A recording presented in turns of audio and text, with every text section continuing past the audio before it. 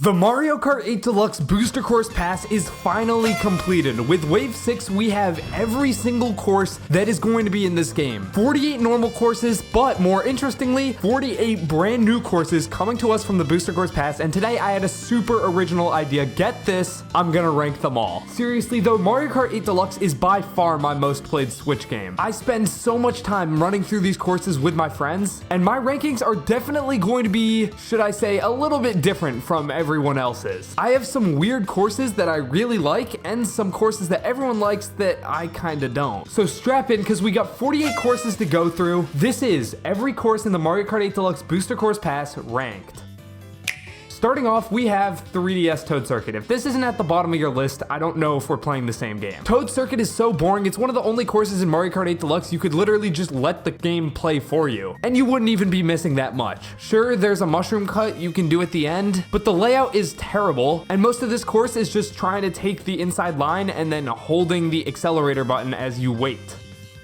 47, New York Minute. I don't know why people like this course. It's by far the worst of the cities in my opinion. Graphically, it's kinda mid. There are cars that don't move, which is bizarre. You never really get the feeling you're going through a bustling New York City, and it's just boring to play. Hey, at least there's all this grass that you can cut with a mushroom, right, guys?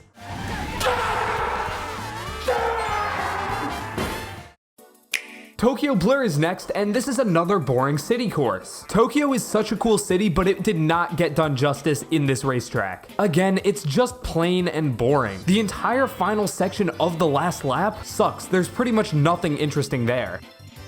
Paris Promenade is next, and can you tell I don't really love the city courses, especially the early ones. They're just not fun. Paris isn't terrible. I mean, there's two different paths here. You can go to the left or go under the Eiffel Tower. And then going through this section in reverse is kind of a cool gimmick. You can also mushroom through this little circle at the start, but it's just kind of generic. Other city courses do this sort of gimmick way better later on. Next, we have London Loop. This course is so long for no reason. The Chain Chomp section is kind of cool, and look, that's the London Bridge. I don't know, this one's just kind of forgettable. Next, we have Sky Garden. I've heard that a lot of people love this course. I just don't see why. Sure, there are some kind of interesting, weird shortcuts you can do where you mushroom off some of the cloud things, but they send you flying occasionally, so it's just not worth it. If you don't have a mushroom on the final turn, congratulations, you've lost the race because everyone will be taking that final shortcut. And besides that, it's just meh. I mean, it's there. Vancouver Velocity. This is where the city courses get not bad. Like, I don't hate playing this one, it's just still not nearly that interesting. Going into the ice rink is cool, but it's such a bizarre turn that it doesn't feel good to play at all. The bridge section here is cool too, but too much of it falls into the typical city course trap of just kind of driving through a city. Like, it's not that enjoyable. Next, we have Amsterdam Drift. Again, just kind of a forgettable course. It's cool that there's like tulips at the end, and also there's like trains that can hit you. I don't know, man. All these just kind of blend together. Same with Bangkok Rush. I like the gimmick of being able to go up to this top path here, but it's just not really that important. You don't need to do it at all. I don't know. Bangkok also just has some bizarre turns that should not be in any racing game at all. Sky High Sunday. This course is so overrated, it's unreal. Look at the minimap. Tell me, yeah, is this fun to race on? Is it really? I'll answer that for you. No, it's not. You shake the controller to trick, and besides that, it's a freaking oval. I'm gonna get some hate for this too. Same thing with Merry Mountain. Look at the layout. It's just not fun. It's incredibly generic and one of the most mid courses ever. The only reason it's even close to this high on this list is because the Christmas theming carries it hard, but the actual course itself, not fun to race on. LA Laps, once again, a pretty forgettable city track. I do think this one's slightly better though, because driving on the beach and the boardwalk, all that, it makes the course feel more fun, but it's still nothing crazy. Choco Mountain to me is the definition of mid. I'm not pissed off when it gets picked, but I'm also not excited when it gets picked. It's just another Mario Kart course. The cave section is pretty cool, and it's nice that there's some off-road at the end for a mushroom overtake, but even those giant falling rocks can't save this one from just being kinda bland. Berlin Byways is the start of the city courses getting actually kind of interesting. These womp things falling down on the Berlin Wall is absolutely hilarious. I can't believe that's in Mario Kart. And overall, this is just a decent course. It doesn't play as well as most non-city courses, but as far as city ones go, it's pretty average. Singapore Speedway is in the same boat. Going through Chinatown is pretty cool, and getting up to this high-rise is awesome as well. This one definitely feels more like a Mario Kart course than just some random city that they translated into this game, so it gets more points. I mean, look at this and then go back to New York Minute. There's definitely a big improvement here. I'm just not a huge fan of these city courses. Okay, here we go. This is where it gets kind of controversial. Coming in at number 33, we have Waluigi Pinball. Yeah, I'm sorry. Before this track was added into 8 Deluxe, I would have ranked it as a top 5 Mario Kart track of all time. But in 8 Deluxe, it's just not that fun. There's no shortcuts here at all, obviously. There's no off-road or anything like that. So the track is just entirely about front running. It's also so long, and it has interesting turns, but they're not necessarily translated super well into Mario Kart 8 Deluxe. It always feels like you start your drift either a bit too early or a bit too late, and while yeah, you could probably just say that's a skill issue, most good tracks in this game are designed in a way to make it feel satisfying to pull off cool tight drifts around corners. I don't know what it is, but Waluigi's Pinball is just not like that for me. The aesthetics and stuff are incredible, but I feel like a lot of people kind of look at that too much and don't actually enjoy the course layout for what it is, which in my opinion is not great. I just don't really think it's that fun to drive on. Coming in at number 32, we have Boo Lake. Kind of the exact opposite of Waluigi Pinball. Graphically and like aesthetically, this course is just whatever. I mean, it looks nice, but it's also a giant boardwalk in night. Like, it's not supposed to look incredible. The water looks good, I guess. However, it's a super quick course. There's always action going on. The turns are extremely satisfying to pull off, even those hairpins. It's got a great use of anti-gravity, a pretty fun shortcut. Yeah, I think this course is just a blast to play. Number 31, we have Daisy's Cruiser, another relatively quick course with fun branching paths and just a great gimmick. Number 30, we have Sunset Wilds. Now, yes, the sunset is broken. There is no sunset. That sucks. But I just love these flat GBA or SNES courses where you can mushroom through off-road like a demon. Sunset Wilds isn't the best one of those. In fact, there's another one coming up that's probably way too high on this list for a lot of you, but it is what it is. It's my list. Sunset Wilds isn't incredible in that category, but it's fun. I enjoy racing on it. Next, we have Peach Gardens. This is a pretty average course, and why are we going backwards? Peach Gardens, I'm just gonna be honest, it's kind of mid, but the fact that you go backwards is just so cool. It was so bizarre to see this added. Like, it's the only course where you just randomly start going in the reverse variant from Mario Kart Tour. Definitely did not need to add this in, but they did, and it makes it so much more fun. You're already kind of bored of the layout by the second lap, so switching it up for the third is super appreciated. Number 28, we have Rock Mountain. This is just overall a very fun course. There's a lot of gliding here, but because there's so much off-road, you can glide over and then use a mushroom to cut through. And that final race up the back half of the mountain with the rocks coming down at you and boost pads everywhere, that's always super intense, always very fun. Number 27, we have Madrid Drive. One of the absolute cream of the crops when it comes to the city courses. The museum is just beautiful. Some of the paintings in there are so sick. Driving through a soccer pitch is awesome as well. And none of the terms just feel out of left field to the point where it's like, okay, how was I ever supposed to know that's where I go? Number 26, we have Riverside Park. This course is beautiful, one of the most underrated courses visually in the entire DLC, and it's super quick, but just straight to the point. It's a fun course, and these little walking piranha plants that can drop bananas or mushrooms make it just a blast to race on. There's always something going on. Number 25, Athens Dash, another blast of a city course, because this one isn't really a city. You're driving through Athens. There's like an Acropolis, a bunch of pillars everywhere, fun shortcuts at the end. You go through nature and the city itself. It's a pretty good one. Number 24, we have Calamari Desert. The fact that the course changes on the second and third lap is so cool. The fact that we finally get to live out our childhood dreams of driving through the tunnel like in Mario Kart 64, that's cool as well. This one's just a blast.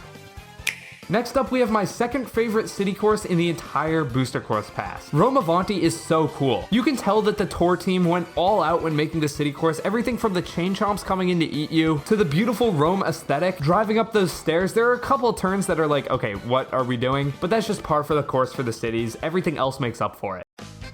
22, Ninja Hideaway. I feel like a lot of people will probably have this higher up on their list. I don't love this course. In fact, the layout itself is pretty boring, but there are just so many interesting little things here that can make the layout being boring completely worth it. The different paths in the dojo itself, the rising and falling platforms that can crush you with the shurikens, the cool shortcut you can either mushroom through or hit the blockers with a shell or a bomb or something to get through, the gliding section that leads you to another split path where you can go up or down. All in all, the cool aspects of this course and the sick design make up for its relatively lackluster layout, so it's still fun to drive on. Rosalina's Ice World is one of the hardest courses in this game. That first turn, if you drop a bomb on there, you can kill the whole lobby. It's so unbelievably thin, and it's probably one of the toughest courses in the entire game. I love this though. It's in the final cup of the entire game if you bought the DLC. You gotta give this cup like some hard courses. Its difficulty makes it truly stand out from the other ice levels in this game, and that's why it's ranked so highly. Waluigi Stadium is everything Waluigi's Pinball wishes it could be. Of course, the aesthetic is worse, as it's some dirt BMX arena rather than an ultra cool pinball machine, but everything else about this course is just so much more fun. There are awesome shortcuts, split paths, a bunch of obstacles like those piranhas instead of just, pinballs dropping down on you and getting shot at you at 1,000,000 miles an hour. Half pipes make their return here. This course is just awesome. Bowser's Castle 3 is kinda just getting by on the fact that it's another Bowser Castle. I mean, the fact that there are 96 courses in this game and 2 Bowser's Castles is ridiculous. I would have much rather seen like Bowser's Castle 3DS return, but Bowser's Castle 3 with the upgrades it's got is pretty cool. It's a relatively hard course. You can cut the corners super tight because of the lack of railings. All the ramps are super cool, and those super skinny ramps are actually pretty difficult to stay on, but you're rewarded with extra items if you do. Add in the dirt path at the end that you can mushroom through, and this course has all the hallmarks of one of the greats. Daisy's Circuit is one of the best circuits in this game. It doesn't try and do anything super crazy, but the layout is so fun. Hopping onto the sidewalks is always an interesting challenge. These new boost panels are super fun. In the opening shortcut that leads to the glider path saves a ton of time and is super satisfying when you get a mushroom.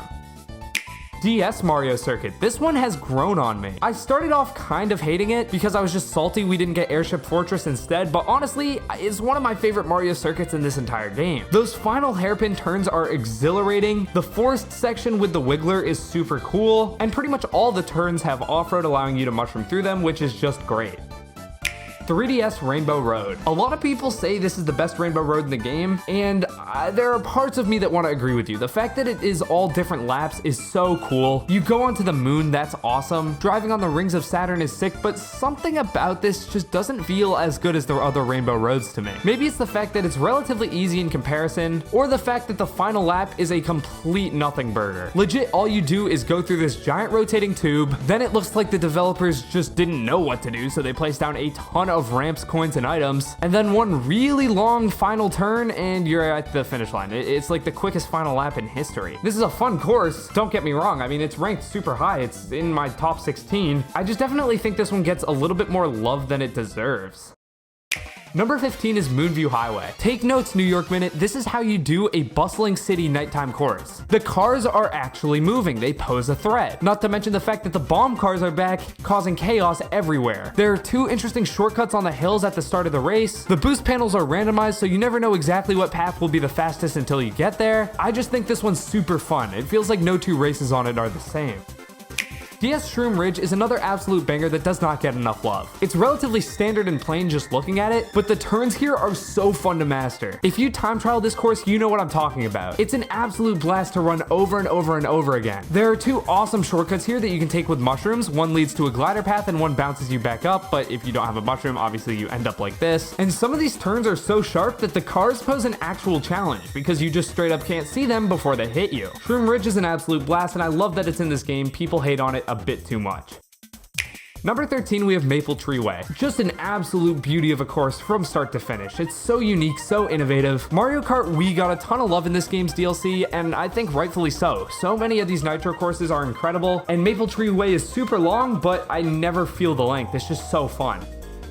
Koopa Cape is a blast too. A lot of people think they messed it up in this remake, but honestly, the more I play it, the more I kind of like it. There's just no better feeling than racing through the water, trying to get extra speed as you stay in it. The half pipes returning are super fun. The music is a bop, and it's just overall a great course.